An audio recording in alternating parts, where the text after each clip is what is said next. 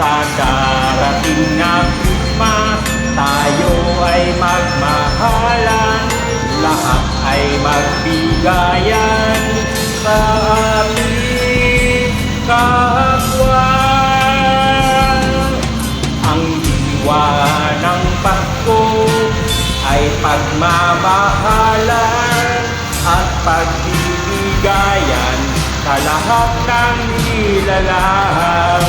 Mahirap man o mayaman, may pera o wala, basta't huwag kalilimutan ang diwa ng Pasko. Ang diwa ng Pasko ay pagmamahalan at pagbibigayan sa lahat ng nilalang. Mahirap man